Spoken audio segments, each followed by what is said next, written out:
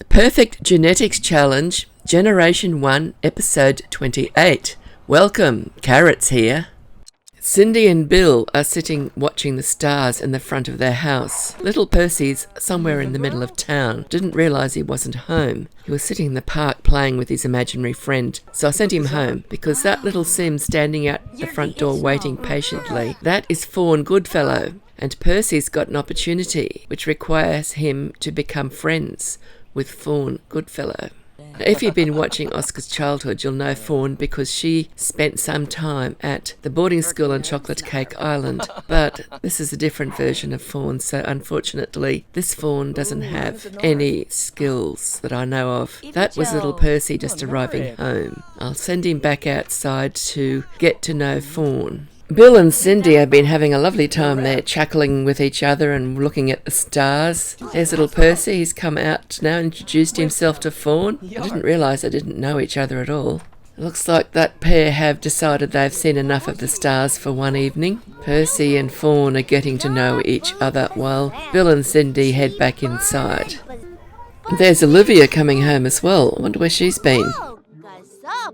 Cindy must have been hungry. She's come into the kitchen. Now, see, this is that new area that I have set up. It's the old indoor garden plus the two tiny rooms that they almost never used, except when they were doing something interesting that I wanted to put on video and I could never get a picture of them because of the rooms being so small. That's James sitting at the table with Cindy. That archway goes through to where the boys have their bedrooms. We'll see a fair bit of this area from now on, so I've got to show it off. Now that door that way goes out into the garden and the backyard. That's the new greenhouse in the distance there. I've had to come down a level so you don't see its roof. They've still got their little old dining room table with just 4 chairs. That's where little Percy's sitting eating. I just put it there because this is going to be quite a large household by the time the game ends. I'm going to see how many Sims we can have in this household and still play the game.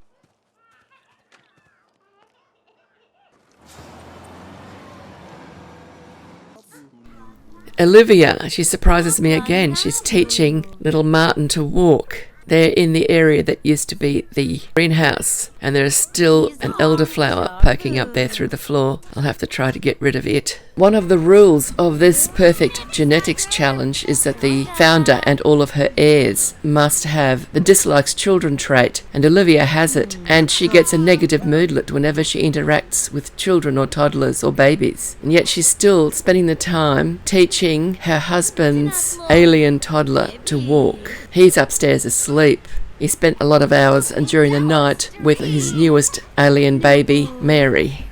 Don woke up and he's reading recipes, and he is sitting in the area that used to be the kitchen. It's still the foyer where everybody enters the house from the front door, but I've put in a lounge suite and a few other little decorative items. I'm thinking those plants on the coffee table might have to go because I suspect they're going to give me problems hiding Sims when I'm wanting to video them. Here's Olivia now. She's teaching little Martin how to potty. She certainly is a glutton for punishment. I guess she's got that moodlet now. She might as well keep going. There's little Mary sleeping in her crib. She's screaming.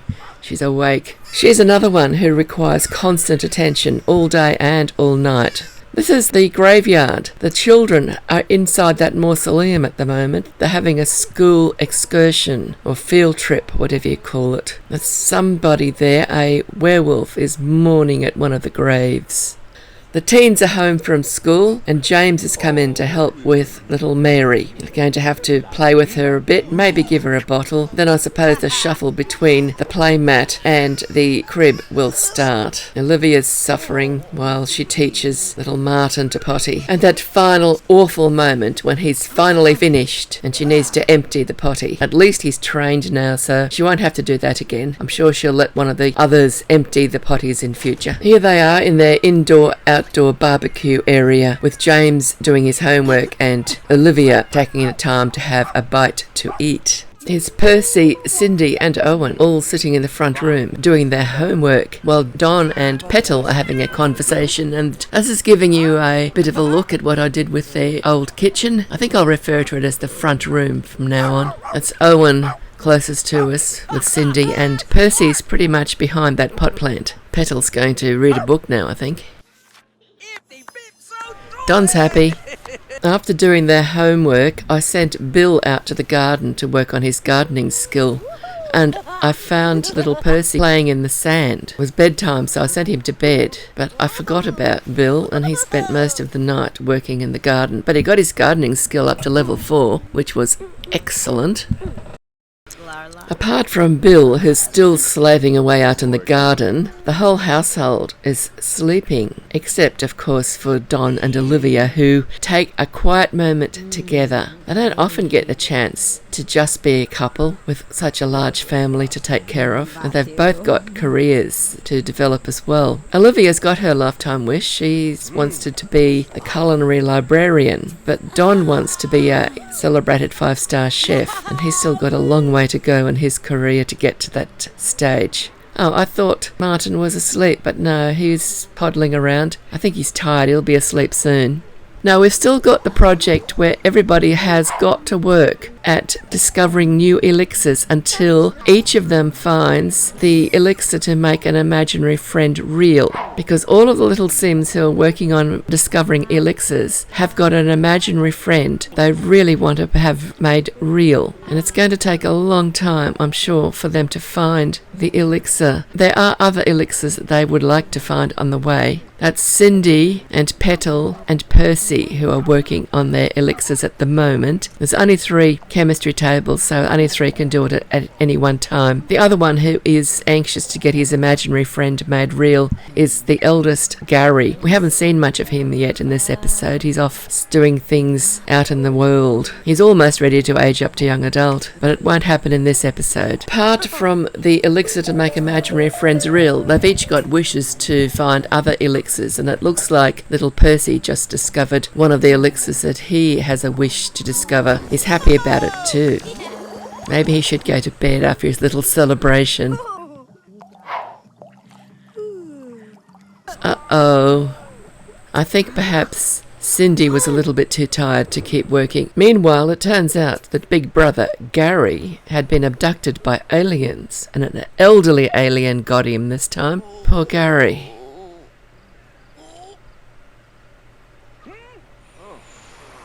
I sure do get a lot of alien abductions in this household. Well, so that leaves just little Petal, and I'm sure she should be in bed sleeping. But hey, she just got the potion she needed. She just made the imaginary friend potion. So she can keep that in her pocket until later when she's ready to use it.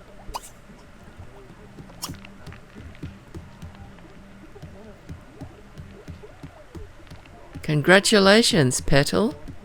Well done. Breakfast time, and Owen has just eaten something that was really bad. He shouldn't have got it out of the fridge. Poor Owen. And there's little Martin happily walking around. He can walk and potty, and now he's learning the peg box, but I think he can do the peg box, so it's time for him to move on to the xylophone, and then all he'll have to do is learn to talk and also to read his books. So I'm hoping to get him aged up the child fairly quickly.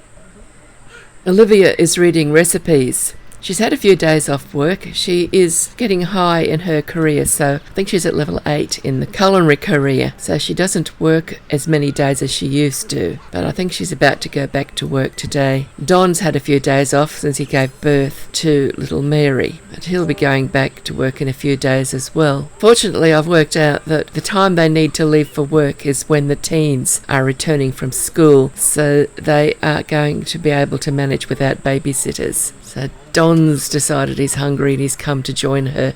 He'll be reading recipes next as well. I've been thinking for a while that I wanted to do more with the household pets. So Olivia is teaching little Bindi to sit up. So I'll leave her doing that for a while. Hopefully Bindi will learn to sit. Then I'll get somebody else to teach him to hunt.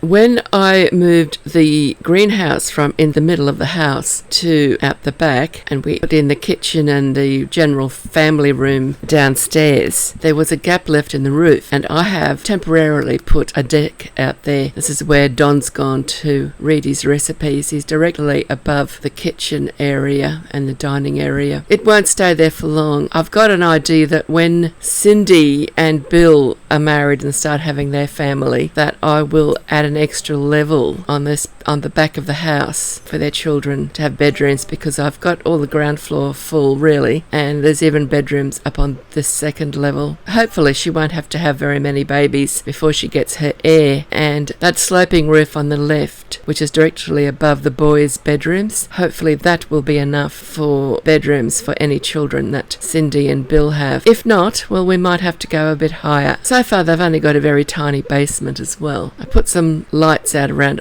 the fence. They weren't very effective, but I didn't like the idea of Don sitting there in the total darkness reading. He's reading recipes, of course. Olivia was enjoying some relaxation in the rocking chair in the nursery. I realised that little Martin hadn't learned to talk yet, so I thought I might as well let Olivia teach him, considering she's taught him everything else he knows so far. He's just playing with his imaginary friend. I think that doll is getting beaten up quite a bit. That looks like Gary standing there just out of the picture. He must have been coming in to do something with Martin as well. Sounds like little Mary's screaming again. I don't know about these alien babies, they like to screech. As soon as they get played with and their social bar is completely green, put them back in the cot, wait about a very short time, and the social is right down to the bottom and they're red. And then it's screaming time, and it just goes on all the time. As I said, I have the baby stage set to 10 days. I've got the toddler, child and teen reduced to a shorter period than what I usually have, but it's still longer than I think they will ever need. I just wanted the rest of the town to age up with them, but I will age them up with cake, generally a long time before they would age up automatically from the game. However, the adult and elder stage I've got set to max, so it'll be interesting to see if we've still got Don and Olivia in the game when we get to generation 10. I don't know that we will, but it might happen. Don's moved inside. The table that he was sitting at is just on the other side of that wall that's on the right there, with that picture on the wall that's got an oval on it. If he walked straight through that wall, he would come onto that balcony that he was sitting on before. He's still reading recipes, and he moved himself here. I didn't move him. My goodness, somebody's getting abducted. That looks like it could be Bill. Luckily he's a teen. The teens don't seem to get pregnant when they get abducted. The young adults do, obviously, because Don's been pregnant twice now from this happening. Maybe Bill will have a few of these babies as well later on. Aliens just getting to know him now as a teen. They've abducted Gary a couple of times as well. And Olivia. I don't think Cindy's been abducted yet. And he's back. The blooming alien. Bill's not happy either. And then he goes and does the strangest thing I've ever seen a sim do. It's 3 o'clock in the morning, or around about that time, and he just walks along the footpath and stands there. So I thought, what are you doing? And I went and had a look. He's doing his homework.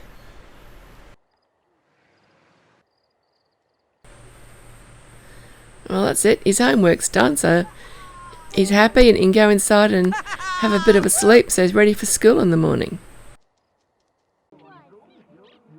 I put that easel out there because Bill wanted to paint, and he wanted to do a painting class. I sent him to the painting class. Now he just needs to paint, and that's the reason I did that balcony now rather than just leave it for later. I needed a spot to put an easel for him. So instead of going to sleep, he's going out to paint. Got that wish granted. He still hasn't got his first lifetime happiness reward. He's still working his way up to his first 10,000 lifetime happiness points, so it's important that he gets some wishes granted. His first reward will be steel bladder. I give them all a steel bladder to start with, except of course for little Petal. She doesn't need one. She's a plant sim. Now, I've told Cindy to teach Bindi to hunt, and then Bindi did a wee on the floor. So I sat there wondering, do I tell her to scold him and cancel the training session or what? And in the end I decided it'd be easier just to let her continue with the training session and teach him to hunt, because I want to be able to tell him to sniff out collectibles. Somebody's going to have to mop up that puddle. If I see him do it again, I'll have to try to get somebody to tell him it's a bad dog. We're back downstairs and Bindi's had his hunting lesson. Olivia reading recipes again. Petal's come down and so has Cindy. They're watching TV. Owen's over there at the computer. He's writing a science fiction novel. That's one of the wishes that he had to fulfill. Don't know why they chose to sit at the table. They've got a perfectly good chair to sit on in front of the TV. I think I'm going to have to replace those chairs, those dining chairs. They take up, they cover the Sims up too much when I'm trying to do videos of them. They need much smaller chairs than that. Those chairs were something, one of the rewards, those mystery rewards you used to get when you bought Sim points. That's something I got at one stage from buying some Sim points. Bar and bolt chairs. They got a good high comfort, I think there's 3 comfort points, but they cover them up too much. No, it's about time we use that potion, that Petal made the potion, and Cosmo drank it. Hey, look, she's drinking it. And while I was watching this happen, it just seemed to be endless. And I remembered once before when I tried to do this to an imaginary friend in an overstuffed household with more than 8 Sims in it, and it never worked. It always stopped. But this time, it seems to have worked. Just had to wait an extraordinarily long time for it to happen. And there he is. It's the first time I've had a plant sim have an imaginary friend and make them real. Meet little Como. I wasn't planning to have him as a child. I thought I'd get him turned real after Petal aged up to teen, because I was planning to age Petal up very soon in this episode. But she made the elixir to get him to drink it earlier than I thought she would. So I just suddenly decided I'll see him as a child, or I'll see if I can see him as a child. I didn't know he'd drink the elixir. They must have been really good friends, because the imaginary friend won't take the elixir from the sim unless their friendship is extraordinarily high. So since Como is now a child, I've got to get him to do his childhood skills. And here he is working on the cooking skill. That didn't take him long. Meanwhile, the 2 little alien, the toddler and the baby, Martin and Mary, are taking up lots of time. They're high maintenance offspring. Maybe they don't feel comfortable in a human household. I love that hair on Como. I hope he keeps it when he ages up. I won't be able to pick his extra trait when he ages up to teen, though, because he hasn't been to school yet, and I'm not going to wait for him to go to school for a week or 2 while he gets his grades up to an A, so I can choose his trait. If he gets given a trait that I don't like, I will change it. I can do that with Master Controller. He doesn't have to age up with Petal, but I would like him to, because at the moment they're both exactly the same age. Petal's in the front room sitting on the big chair playing with Bindi. That's something I've never seen a sim do before in one of my games. Looks like Bindi just hopped down. There's Bill. Haven't seen much of Bill in this episode, but that's okay. We did spot him doing his homework after an alien abduction, didn't we? So he's giving Bindi a treat. No wonder Bindi hopped down. Yes, that is Percy on the left reading his book. Petal's got a ball play with Bindi. I'm glad that they're starting to interact with the pets more. This is probably because I got the Sims to train him. Cosmo's finished his cooking skill and now he's come upstairs to the play table to do his blocks. That won't take long, so I'd say that tomorrow morning we'll be aging up Petal and then we'll age up Cosmo. Cosmo successfully completed his block skill before going to bed. Early next morning, it was time for Petal to blow out her candles and become a teen. Well, there goes a werewolf. Just ran past.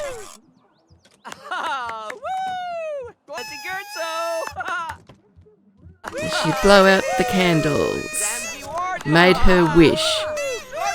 And now it's time for her to transform into her new teenage self. I wonder if Cosmo realises that he's going to be next. There she goes. Yes, we can choose her trait. Oh, she's got a pretty dress on. Gave her the gatherer trait. I was thinking about green thumb, but then I thought gatherer might be better. We'll see how she goes. I think I'll leave her in that dress. It's very interesting. I haven't seen it before. I suppose it's what every sim gets when they turn into a teen. Every plant sim, at least. I've never had a female plant sim age up to teen yet. This is the first one I've ever seen age up like this. She's got a big enough household, they can have a good party. Problem is, I don't know where they're taking their cake. Didn't actually think ahead well enough to give them somewhere close to sit and eat their cake. I think this is Sunday morning, and Olivia will be going to work shortly because she works on a weekend on a Sunday afternoon. Don will be about ready to go back to work soon too. Well, you know what happens whenever a little sim turns into a teen? The university mascot turns up. And the mascot that turned up to celebrate Petal's birthday was smarter than the usual mascot. He's got his mascot sensors at full swing, and he detected the presence of a swimming pool, and he decided to do his mascot walk while wearing his swimming trunks all the way to Petal's pool, because it was put in for Petal because she needed to keep hydrated. And he's decided that it's his duty to dive in to Petal's pool. Big belly flop. So that is the university mascot that delivered the university goodies to Petal to celebrate her birthday. But we've got another birthday to celebrate today, and there's plenty of cake left from Petal's birthday. So Petal had to put it away. Cosmo's out to see his birthday cake. He's got a different cake from the one that Petal had. He's got the usual old-fashioned cake. He's still got the balloons that Petal had though. The balloons and banners that are set up for Petal are all still there for Cosmo. Will I remember to remove them? I hope he keeps his hair. If he doesn't, I think he might be going into stylist to get it back again. I like that hairstyle on him. And we won't be able to choose a trait for him.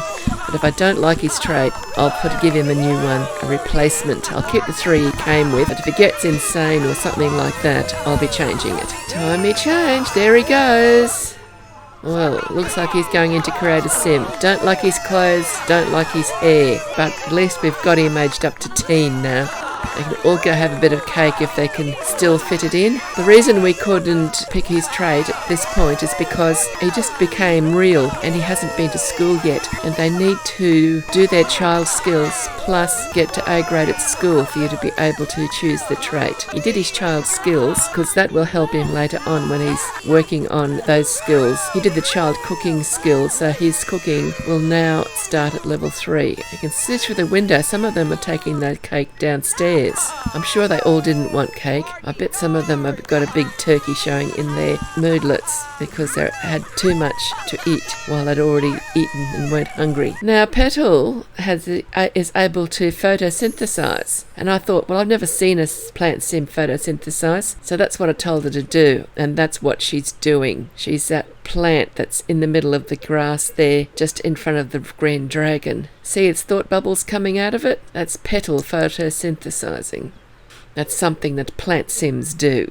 And since I've never done much with plant sims, there's lots of things that she's going to be doing that I've never done before. I almost got this to log in so I could get the badge for this, but then I remembered the reason I put the plant sim into Carolyn and Friends is so he could get all these badges to do with plant sims, so I will leave it not logged in. We won't worry about badges for this series. She's certainly going through some thoughts while she's photosynthesizing. She was there for a really long time. We won't sit here and watch her. It's a bit like watching paint dry, isn't it? While she's thinking about the sun and having a nice shower. Maybe she wants to get watered. She's gaining energy by doing this. There goes Olivia off to work. I'm anxious for her to get to level 10 in her career. She's right near the top of level 8 at the moment. There she comes. She's done enough.